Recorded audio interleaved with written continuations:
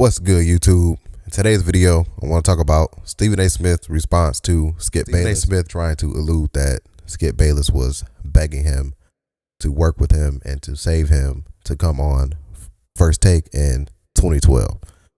Skip Bayless dropped the bomb. Stephen A. Smith wasn't even man enough to respond to him on video or in another podcast the same way he told this lie. Kyrie Irving made tweets that didn't have anything to do with Stephen A. Smith. He didn't say his name. He didn't try to, sneak diss him or anything. Kyrie Irving has been very vocal about the media, so Kyrie Irving tweets could have been about anyone, not even a specific person, just the media and what he's been going through. He does have his own testimony in life. The fact that Kyrie Irving made a couple tweets, Stephen A. Smith had this to say. And, especially in Brooklyn with Mr. Kyrie Irving. Oh, yeah. That brother put out a tweet today. We ain't talking about it today because we at the NFL draft. Let me look into the audience and say this. Oh, you thought I had stuff to say before. Wait until First Take tomorrow. And after Smith said that, he went on to have full segments confronting Kyrie Irving about his tweets. Did the same rundown about Kyrie Irving, the same shit that he's been saying about Kyrie, breaking down the same stuff, saying the same old things. I also exposed Stephen A. Smith in another video telling a ball sack story lie on ESPN First Take. I'll have that clip right here. Yo, what's up, YouTube? Coming back at y'all with another video. Now, y'all remember 2 days ago, I made a video about Stephen A. Smith lying on Kyrie Irving about this fake blog post that went around saying he called that he called James Harden washed up in a game of one-on-one. That's what Stephen A. Smith said about Kyrie Irving. Well, that has already been fact-checked by Complex and many other bloggers that does great research that was a lie. And I was watching the Pivot podcast the other night, and Stephen A. Smith, he said it again. And I don't think people caught this because the Pivot podcast interview was before Stephen A. Smith had said that on First Take with Magic Johnson. So, yeah, man. So I caught it again. I'm like, wow, this dude is really he's just going to continue with this narrative. And it's crazy. Like, okay, so this shit was like days apart, the Pivot interview. So it's like, it goes to show you how these script reading will go on national television with just these narratives and lies and just continue spreading this shit. Stephen A. probably came in pumped up. He probably came in pumped up, ready to go. No. Ain't no way you telling me Aaron Rodgers did not get the juggernaut. There's no way you telling me that. And then they said, hey. They gave him that little look. Hey. They said, here's what I want you to say. It has been fact-checked that Kyrie Irving did not say that to James Harden in a game of one-on-one. And then they just continue to add like, yeah, Kyrie Irving is this. Like, I just keep seeing this shit around. Like, even the YouTubers who started covering after Stephen A. Smith continues to say this. And it's just like, man, it goes to show you how you can spread a narrative one time and then that shit just takes off before the truth can catch up. So, I'm going to show this Mark Twain quote about that. And then I'm going to show bits and pieces and clips of the Pivot podcast interview with Stephen A. Smith. People have the right to feel how they want about the vaccine. That's not my issue with Kyrie Irving. My issue with Kyrie Irving is that Kyrie Irving finds every excuse under the sun not to show up for work. Okay, so in this next clip, this was previous in the clip before he started talking about Kyrie Irving. Stephen A. Smith was talking about his issues with James Harden always partying. Everybody know, like, when James Harden go to a new town or a new team or whatever, the strip club bill goes up. So basically Stephen A. Smith is judgmental about James Harden constantly going to the strip club after games, or if he loses and plays bad and whatever. It doesn't matter if James Harden goes 0 for 20, he's going to be spotted going to the strip club or partying with rappers. And Stephen A. Smith gave his opinion on that. I'm not going to play a full clip of that, but I just want to transition to the clip where Stephen A. Smith goes into this fake narrative that that James Harden was called washed up by another superstar player, which, of course, Stephen A. Smith is talking about Kyrie Irving. That's what he said on ESPN First Take about there was news or whatever, his sources, whatever the fuck he said about Kyrie Irving calling James Harden washed up, which has already been debunked. So That's the next clip, and then after that clip, we're gonna wrap this video up. Salute. Thanks for watching. If you're watching this long, hit that like button. James Harden is bigger. James Harden is stronger. He's a 4-time league scoring champion who got called out by another superstar in the league who called him washed up. Then showed up in your house and said, essentially, I'm gonna bust your ass. So that goes to show you Stephen A. Smith credibility is absolute garbage. It's trash juice. I wouldn't take Smith's word for shit. He doesn't fact check the shit that he says. And this is just small stuff, you know. It's not like I'm going deep trying to fully expose him. This is just stuff that I remember off top because of just covering, you know, the Smith and Kyrie thing on my channel. The fact that Skip Bayless came out and confronted him goes to show you that Stephen A. Smith is leading down the path of destruction. And that's why First Take is in the garbage. That's why he tried to fire Max Kellerman and tried to make it seem like Max Kellerman was a problem. But we all know Max Kellerman was not the problem. It was Stephen A. Smith. He came in there with an attitude. He acted like a little female. Just like when Kendrick Perkins had that take with Quavo on the show. Look at how Stephen A. Smith was acting like a diva, all because he didn't know Quavo was on the show and had a little quick 5-minute segment, promote his album. Him and Kendrick Perkins had a little friendly banter, a little back and forth. And that was it. Stephen A. Smith acted like a little female. I'll have that clip right here. Yeah, it's all love. Listen, if we had beef, we would have made hamburgers, and either two things would have happened. Either Quavo would have been grilling and he would have been serving triple meats, or I would have been grilling and serving little sliders. That's what would have happened if we would have beef. It's no beef. It's just a little. It's just a little lip boxing, okay? It's a little lip boxing, and I'm all cool with it. Like I said, when I used to have to walk in the cafeteria and I had them high water pants on because I couldn't afford the long jeans, I had to be ready to clap back at people used to make fun of me. I'm used to it. We all came from nothing, Big Perk. You know that. We all came from nothing. And we here today. You feel what I'm saying? And you're both doing your thing. Onward and upward. Thank you guys so much for being with us. Who knew First Take would become Switzerland? Quavo, we appreciate you. Good luck to your Hawks. Big Perk. I'm sure I'll be talking to you tomorrow. Thank you guys so much for the time. Culture 3, it's out tomorrow. All right, gentlemen. Were you not entertained? That was entertaining. I wasn't. You were not entertained? No, I wasn't. Oh, I was entertained. I didn't like it one bit. Why is that? Because I don't. Okay. I'm going to leave it at that. I don't. I had nothing to do with that. I didn't know anything about it. Okay. You want to talk the games? Who wins tonight? And Skip Bayless just pretty much admitted how Stephen A. Smith bends over backwards for the company. I watched Stephen A. Smith on another podcast. I wish I can remember it. It was somebody who sent me a link to this podcast. I never watched it. It was like my first time watching it, and I was just chilling back, playing a video game, had the podcast on.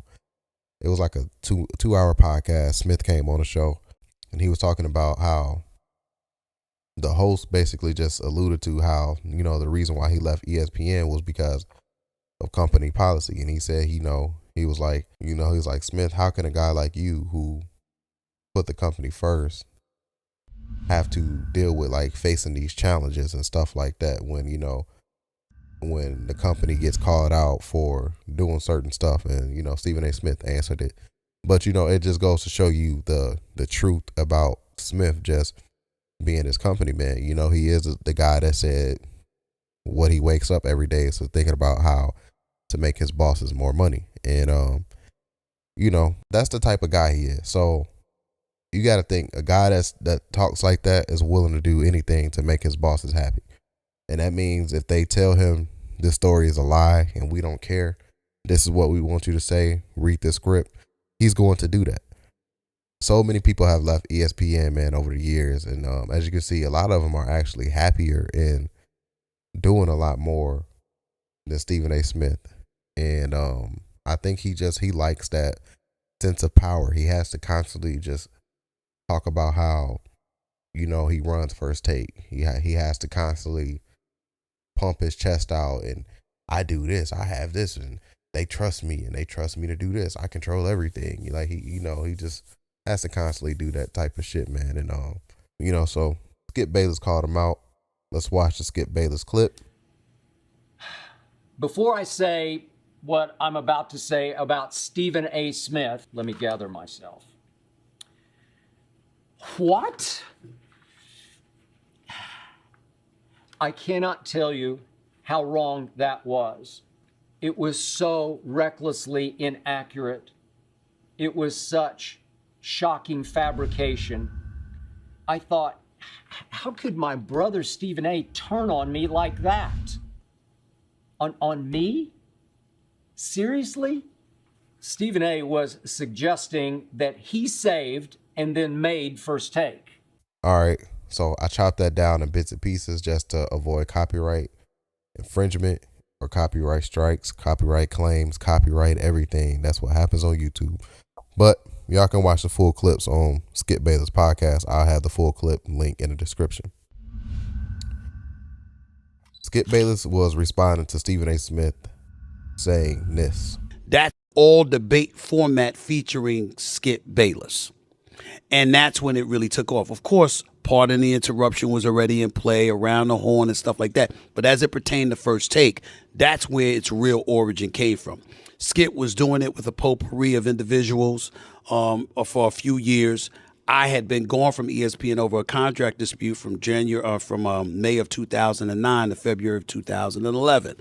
Skip Bayless was doing his thing with First Take, having the two live stews, Jamel Hill, Rob Parker, and various other people debating against him. And then in 2012, they weren't satisfied with the numbers. They weren't satisfied with the ratings, the level of revenue that was being generated. Skip Bayless comes to me in the parking lot on the campus of ESPN in Bristol, Connecticut. And he says, I know you got your plans. You love the NBA. You love being out on the road. You love being in the locker room. But he said, but I need you. He said, I've done all that I could to take this as far as I could go. I need you to do this for me, please. He said, I just need 3 years. He said, I think we'll knock it out the park. Okay, I just broke that down in segments. That's what Stephen A. Smith said on JJ Riddick's podcast. And that's the reason why Skip Bayless had to address it publicly and on video, because that's what Stephen A. Smith did. He lied about it. And I also want to highlight the power of bloggers, man. Salute to the bloggers, man. Blogging is not dead. I feel like a lot of people sleep on blogging because, video and everything is like in our faces. But, man, the power of writers and bloggers, man. Do not sleep on blogging. A lot of these sports shows, that's where they get a lot of their takes and segments from, is from the bloggers and the writers who put out the articles and shit first. And then, a lot of these YouTubers get their videos and articles and shit from bloggers, man. So salute to the bloggers. It was something that Skip Bayless said. He said he wasn't even going to address it until the New York Post wrote about it. And then when you look at the New York Post article, they, how they wrote it was like, hold on, let me see if I can find it. Okay, it said from New York Post, it said Stephen A. Smith recalls Skip Bayless begging him to join First Take. And then, the article just pretty much went off the headline. And then, yeah, like the New York Post, they was doing their little sneaky shit to basically trying to, egg some shit on. And then they said Stephen A. Smith reminisced on a time that Skip Bayless begged him to form the daily duo that eventually became First Take. So, yeah, man, that's the power of blogging, man. Skip Bayless said he wasn't even going to address it until he saw New York Post post about it, and other blog sites started picking it up. And yeah, man, so salute to the bloggers. Y'all are well respected. But yeah, man, so after all that little fiasco, Stephen A. Smith didn't even have the balls to address Skip Bayless either on his podcast show or his little segment, Stephen A.'s World, or all this other stuff Stephen A. Smith has. I think he still has that radio show. He says he runs First Take, so he can clearly make a segment real quick about Skip Bayless and call him out if he felt like it. But no, he's not man enough to do that. He has to write on Twitter after Skip Bayless dropped the fucking bomb on him. And that's probably going to get eventually 1 million views. The views are going up crazy right now on those videos and the clips that Skip Bayless' team is breaking down. All right, so I want to read y'all Stephen A. Smith's tweet. And this is what he said. My only comments on the matter. I didn't lie about a damn thing. This is nothing more than a misunderstanding. As I stated on many occasions, Skip Bayless made First Take. He carried it on his back for years. And when he asked me to come on, he needed me because he carried the show on his back for years. he needed me as a permanent host. He asked and chose me. He put that in capital letters, me. Because of his decision, I've enjoyed the success I've had because of him. I become what I've become at ESPN. Skip Bayless is my brother. I will always love this man, and I will always be grateful no matter how far I continue to climb. I have him to thank.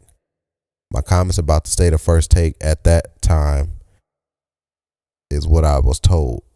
It certainly wasn't meant to slight my brother. I would never intentionally do that. The only sad part about that portion of this is that he appears to not know that. Despite my consistent commentary over the years regarding how much he means to me, check the record. The rest I will address with my brother Skip privately. Now, if y'all would excuse me, I've got an NBA Finals to finish covering. And that's what Stephen A. Smith had to say in response to Skip Bayless' videos. And like I said, he's a bitch. For real, man. That's what I think, man. Smith is a bitch for not addressing that man on video. The same way he told those lies on video, Skip Bayless addressed him publicly for a reason. And Skip Bayless said a lot. Stephen A. Smith, you can also say a lot back. Nah, don't bow your head down and kiss boots and, you know, lick boots and all that shit. Don't fold. Don't be like, oh, man, Skip, yeah, man. Because, man, if this was Kyrie Irving, if this was probably a black colleague of his or somebody, not even just to throw color on there, but just how Stephen A. Smith acts towards black athletes and how he does this type of shit. He just goes the fuck off on them. But every time it's a white analyst or somebody that addresses him white, he respectfully disagrees. He respectfully says this, respectfully this, respectfully that. And that's why I think that's why he got rid of Max Kellerman. He doesn't like to sit next to a white man that much that he fears. Max is a little bit younger. Max knows boxing. Max probably got the hands.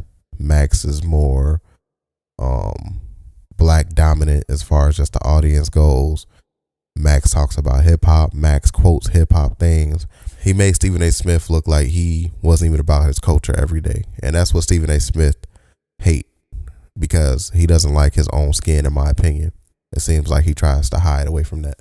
He always has to emphasize he's a black man and he's a black man. It's like, we know that, Smith, but your action says otherwise. And I'm not saying that he's a white man, but I'm just saying his action says that he puts his people down, man. And it's like the more he realizes that, the sooner he realizes what he does, the sooner he can actually get a black audience to start liking and accepting him. Look at Jalen Rose's history as an analyst.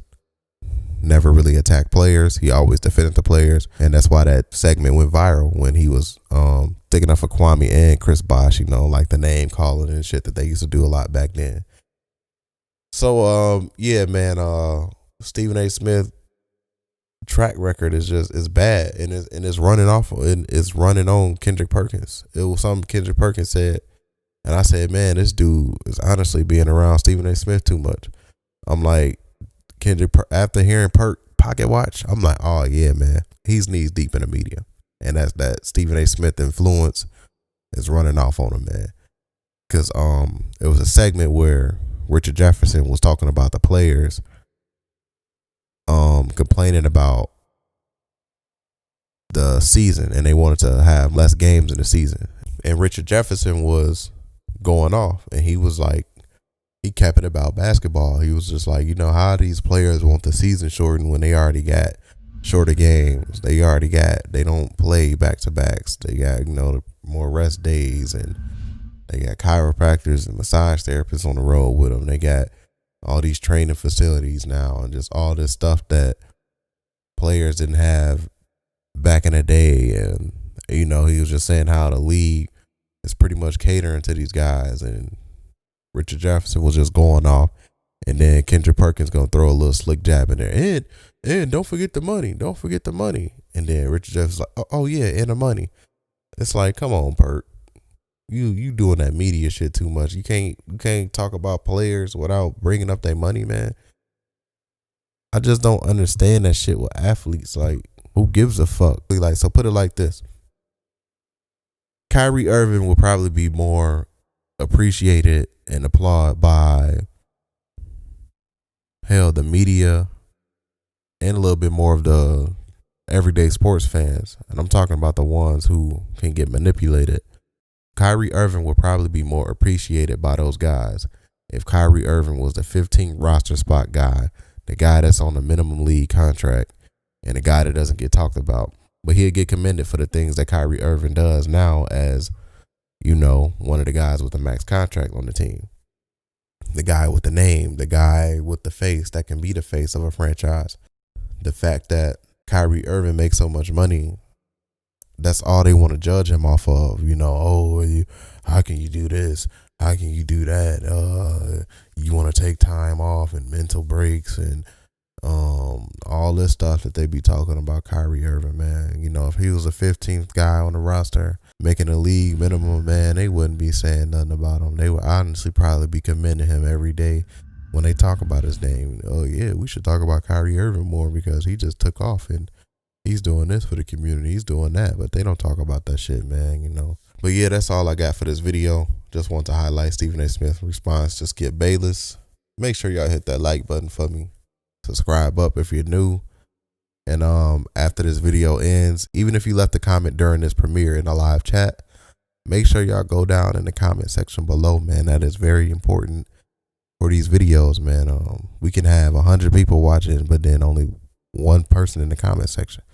Make sure y'all go in the comment section, man. That helps the video. That helps the video get put out in the algorithm.